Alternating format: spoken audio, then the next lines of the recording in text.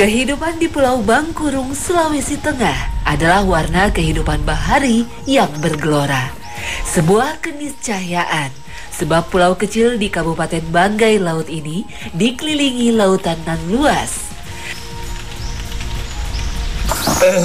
Nah, sebenarnya banyak cara untuk menangkap ikan, tapi di sini di Desa Dongkean, satu yang dipakai sama masyarakat selain menangkap ikan dengan jaring atau pukat, mereka pakai sistem sero.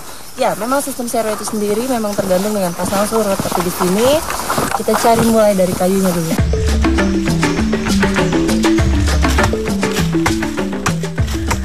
Hutan di Pulau Bangkurung adalah hutan heterogen dataran rendah. Meski sulit menjumpai pepohonan besar, di sini kondisinya masih terjaga. Perambahan hutan sangat minim terjadi. Sero ikan hanya memanfaatkan kayu keras dengan diameter 5 hingga 7 meter. Penebangan pun hanya untuk penggunaan terbatas di kawasan hutan tertentu yang dilakukan berdasarkan hasil mufakat warga desa. Meski sebenarnya sero ikan hanya dimiliki oleh sebagian kelompok desa atau perorangan saja. Jadi ini Mbak, ini kita tebang ini. Dan ini satu pengaruh juga kalau mau dipasang di laut. Dari sisi penghasilan dia agak lumayan, karena ini kan secara jelas ini kan ada tali yang melekat di pohon. Tali rambat. Ya, tali rambat ini, tanaman rambat ini. Okay. Jadi paling tidak ini mengundang, artinya bisa-bisa ikan kan ingin masuk di sero karena salah satu pengaruhnya ini. Banyak batu di atas ini. Yuk, mari.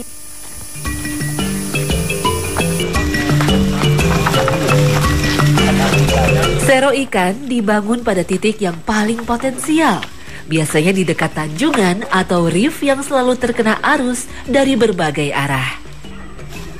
Di Pulau Bangkurung, sero ikan banyak dijumpai di Desa Dongkean yang memiliki kelebihan letak geografis. Tanjungan desa ini berada di ujung barat daya Bangkurung, tempat arus dari berbagai arah berlabuh sekaligus menjadi lokasi pergerakan ikan dalam kelompok besar.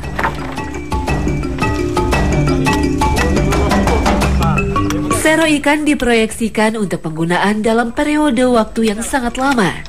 Kayu keras terbaik dipilih agar nantinya saat terendam air laut tidak mudah rapuh atau patah. Ini buat pintunya ya Pak Kades? Itu popoji pertama ini. Popoji?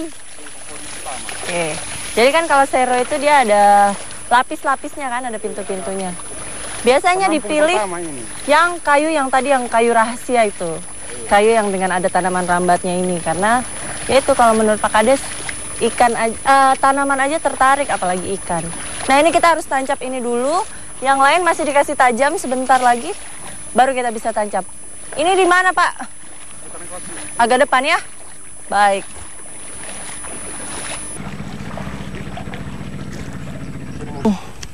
Nah jadi titik pilih kenapa seronya ini ada di sini, yaitu tadi sero ini harus berada tepat di arah arus ya Pak. Iya, jadi kalau arah arus meti dia kena, arus pasang juga dia kena. Nah, pokoknya kalau di sini intinya kalau pas-pas di arus itu ikan ada terus. Iya. Siang malam kenal, 1 kali 24 jam bisa kenal ikan. Bisa kenal. Oke. Waktu ketika pantai sedang surut besar yang dimanfaatkan secepat mungkin untuk membangun sero ikan.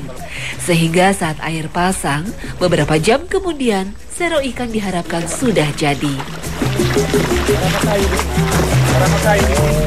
Kayu-kayu pancang akan diikat sedemikian rupa dengan tali dari tanaman merambat.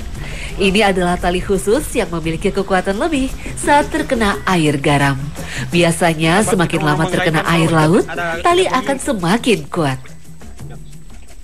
Ini sebentar nanti kalau dipasang, kalau pasang pukat, ini sudut begini tidak bisa diikat, tidak bisa diikat ini. Setiap sudut dia tidak bisa, karena siku kan ini. Ini kan kalau ibarat manusia kan siku, jadi siku kalau diikat tidak bisa bergerak begini kan, menangkap kan. Betul. Tidak bisa menangkap. Kan jadi, ini sero ini sebenarnya ini sejarahnya manusia ini. Begini ya? Iya, sampai saya bilang ada love-nya kan, ada cintanya di dalam. So ini sero beda dengan bubu. Kalau bubu dipindah-pindah, kalau dia ini bertahan terus. Betul. Nah, jadi kenapa dia tidak boleh diikat mati? Iya. Karena biar dia bisa fleksibel ya. Bisa bergerak. Sesuai arusnya, sesuai pasang surutnya. Bagus. Jadi ini cuma dikasih lilit-lilit saja. Lilit-lilit saja, nggak bisa dikancing mati. Tidak usah, ini saja. Bagian tepi sero ikan memiliki diameter sangat lebar dan menyempit di bagian ujungnya. Untuk mengarahkan ikan menuju ujung sero diperlukan jaring yang dipasang sebagai dinding sero. Jaring yang dipakai adalah jaring besar dengan tali-tali yang lebih tebal.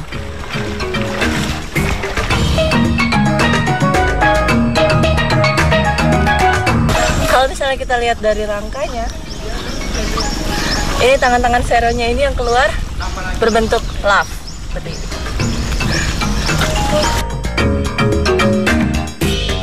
Bawah. Nah, ini sudah selesai. Tinggal nunggu pasang ya. Aduh, sudah silau juga, ini sudah mau tengah hari. Ini air aja sudah mulai naik ya, Pak ya? Iya, sudah pasang ini. Sebentar lagi sudah ada ikan. Iya, ada ikan lagi sedikit lagi. Nah, untuk mau lihat hasilnya nggak bisa langsung di sini. Jadi ada sero yang sudah 1 minggu ya. Sudah 1 minggu ini kita mau lihat hasilnya seperti apa, ikan-ikan jenisnya apa aja yang ada di dalam nanti habis ini ya.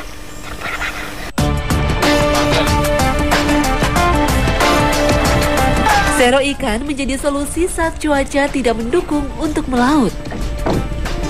Di Desa Dungkean terdapat sekitar 20-an sero milik warga. Lebih dari cukup untuk menjadi sandaran warga desa.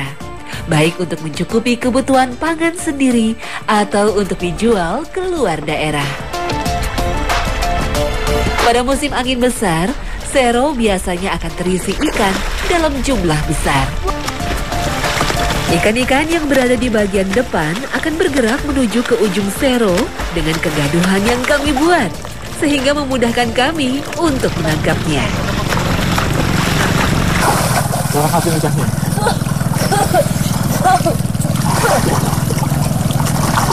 Ini bukan main-main, jadi memang seperti itu caranya. Di saat kita mudung, nyelam, sudah kasih tutup pintu yang di sana, lalu kita tepok-tepok ikannya. Niatnya biar ikan-ikan yang tadinya ada di jaringnya nomor 2 ini semuanya lari mengarah ke depan. Kalau misalnya dilihat sudah nggak ikan, tapi ternyata capek juga.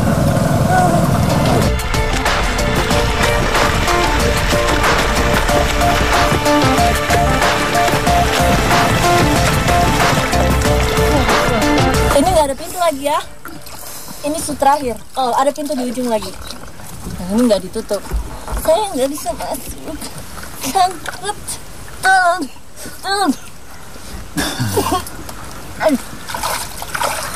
Oke.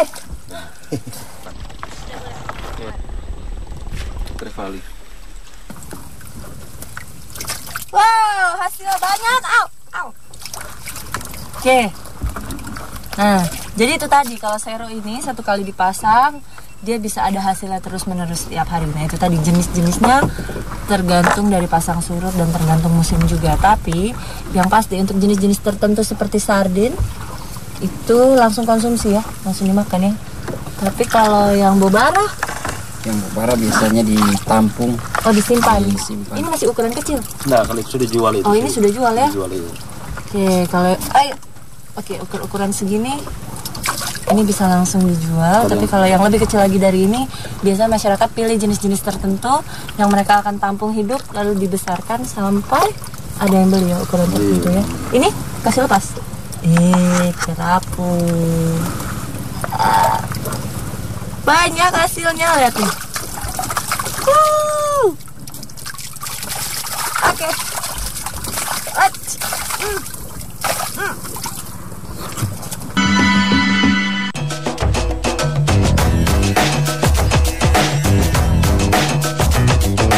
Dusun Boniton terletak di sisi utara Pulau Bangkurung, merupakan bagian dari Desa Kanari yang terletak 1 teluk di selatan dusun. Boniton terdiri dari 40 kepala keluarga yang mayoritas profesinya adalah nelayan. Muara larangan Dusun Boniton terletak di belakang dusun, persis di sisi tebing yang menjadi batas dusun dengan pegunungan. Kini wajahnya telah berubah dengan penambahan tepian yang lebih rapih. Meski disebut muara, lokasinya lebih mirip kolam air tawar yang menyerupai kolam pemandian sederhana. Lokasi ini telah ada sejak nenek moyang orang Boniton di masa silam. Bagi warga Boniton, ini adalah lokasi favorit usai dari melaut atau dari hutan pegunungan. Kalau musim kemarau ini pernah kering kah? Tidak pernah. Dari Bapak kecil? Sudah ada begini saja, airnya begini juga. Oke, jadi kalau misalnya kita bicara sekilas, first impression pertama kali, ini kalau misalnya dilihat pasirnya putih, lalu batuan air keluar dari sana Bapak ya, dari celah sana ya. Kalau lihat batuannya itu karang. Airnya tawar atau? Tawar. Tawar. Tawar sekali. Tawar sekali ya. Itu ikannya. Jadi ikan sering di sini. Tidak pernah pindah ikannya? Tidak hilang juga dari dulu? Tidak hilang. Dari dulu memang dia tidak ada yang bisa ambil. Tidak ada yang bisa ambil. Tidak kita makan? Tidak bisa makan.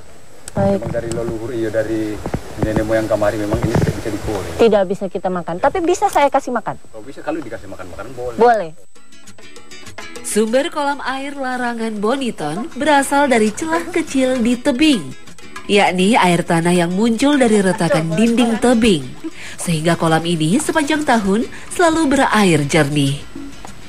Kalau hujan kan sebelum Ya, dulu jadi baru kabur. ada yang ikannya sampai ke bawahnya tuh ya, ke laut. Itu dimakan tidak apa-apa kalau yang udah di... Gak apa-apa. Gak apa-apa. Oke. Ya, ini Tapi kalau yang kita ambil di Kuala kita makan tidak boleh. iya tidak boleh. Yang di Muara ini tidak boleh.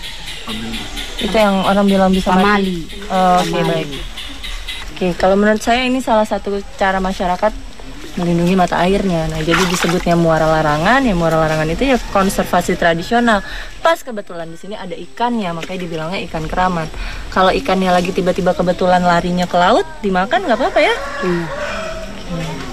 Nah, itu karena dulu di sini pasti susah air. Nah, ini salah satu di Boniton ini. Kalau desa-desa dusun lain kering, di sini tidak kering. Tidak. Betul. Orang-orang ambil air di sini tuh. Iya. Wow. Mau lihat ikannya dari dekat boleh Bu? Kasih Boleh. tangkap begitu, kasih pegang tunjuk boleh. Boleh ya.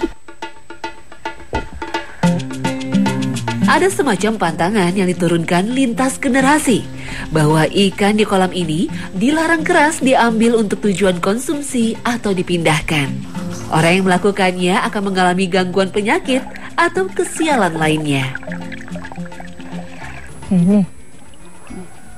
Kelihatan? Nah, sekilas ini mirip kerong-kerong. Di sini bilang ikan sabai. Ikan sabai. Nah, jadi kalau misalnya dilihat, ini ada yang remaja sama yang dewasa. Nah, dia punya motif hitam-hitam itu. Kalau kita pegangnya terbalik ke arah depan, tajam. Dia seperti ada sisik-sisik halus tadi. Bulu dorsal atasnya ini juga tajam nih. Saya belum pernah lihat sih ikan seperti ini. Tapi nanti kita lihat di buku ya untuk lebih jelasnya.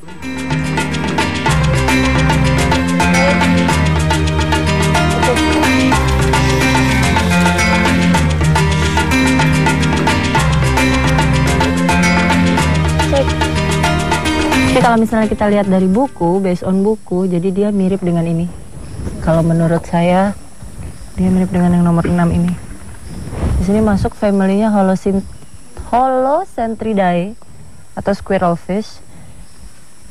Nah, cuman kalau ini dia ada kayak garis strip kuning di ekor. Tadi juga mirip dengan ini sebenarnya. Sama-sama squirrel fish juga, cuman kalau ini bagian siripnya tidak ada hitam. Dan ini warnanya lebih soft. Ya, mungkin ini adalah family yang sama. Ikan yang ada di Boniton ini adalah ikan yang sama kalau menurut saya. Tapi mungkin belum terdata saja.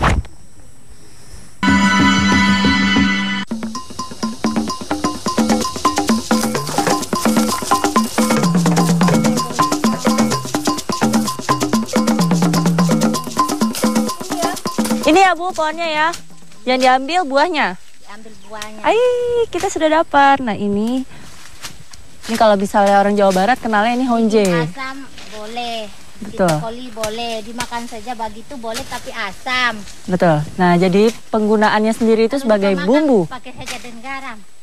Enak ya Bu ya kalau gitu ya. Pokoknya penggunaannya itu sebagai bumbu. Nah bunganya itu orang kenal dengan kecombrang. Bunga kecombrang itu biasanya ibu saya kalau masak. Nah tapi yang di sini saya mau nyobain masakan khas dari Pulau Bangkurung. Pokoknya bumbu rahasianya ini, si honje ini.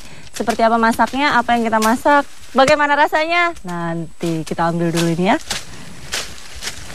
Yang ini sudah matang juga? Sudah. Semua ini sudah matang ya? Saya tidak tahu Kak, ini juga so hampir ya. So ambil ini hampir, ini sudah merah ya? So matang? Iya, matang. Oh berarti patokannya kalau dia biji buah dalamnya ini hitam, Sumasa. yang ini yang diambil. Kalau yang ini masih mentah muda lagi. Iya ini juga. Berarti nggak pengaruh ya Bu, saya pikir tadi kalau kulit luarnya merah itu sudah matang. Kalau kulitnya begini, sudah agak tua-tua begini itu. Kalau masih muda begini, ya, merah itu. Mau mata, kau mau bunuh kan mau mata. Kalau merah belum matang pokoknya, harus dicek dulu. Berarti yang satu ini kita bisa bawa? Boleh. Boleh, mari. Habis ini langsung kita masak. Yuk Bu, potong Bu. Mari kita masak. Yuk, makan. Kane, ikan darah. Setiap daerah memiliki cara dalam mengolah bahan atau meracik bumbu. Ini sebabnya kuliner Indonesia sangat kaya. Di Pulau Bangkurung, masyarakat banyak bersentuhan dengan bahan pangan yang berasal dari laut. Ini membuat masyarakatnya akrab dengan bumbu olahan pedas sekaligus asam. Tikala itu, kalau misalnya pas digini dikupas dari dia punya batang, buahnya ternyata sangat mirip dengan bawang. Lihat, ini tikala, ini bawang. Jadi sama-sama kuncup begini.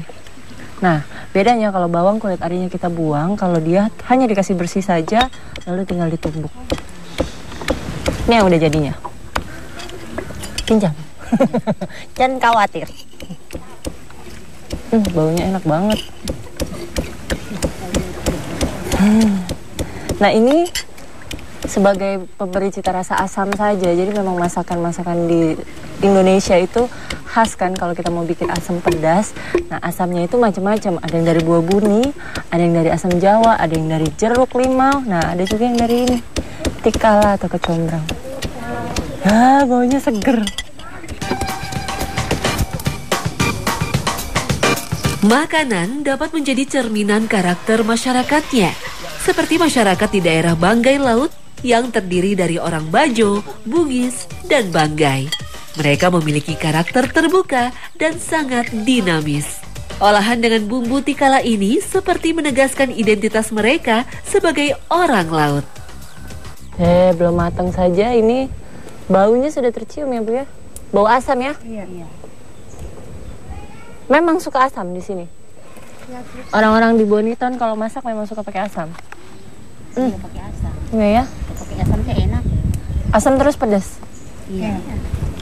Ya, tadi lihat dong ricanya sebanyak apa. Jadi ini bau yang kecium nyegrek nih, nusuk di sini.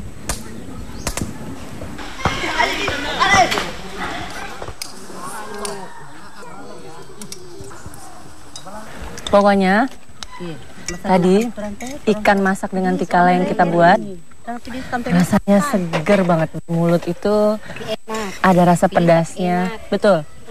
Tapi enak rasa asamnya.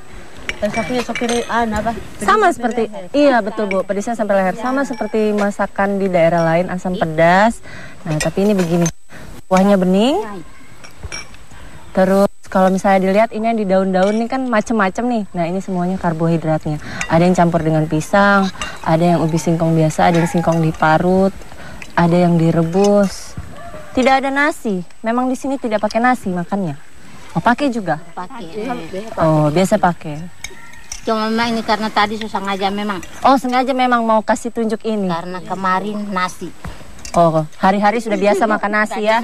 Yang ini luar biasa berarti. Pokoknya suatu saat berkesempatan mampir ke Dusun Boniton harus cobain ini. Ikan masak asam dengan tikala. Segar. Jadi dihabiskan. Itu lagi yang dicoba. Satu ini kasih habis. Oh tenang, itu teman-teman saya banyak. Tapi rasanya Rasanya. beda dengan ini. Baik. Oke. Itu sudah dicampur pisang. Lihat ini. Sana. Itu dicampur pisang.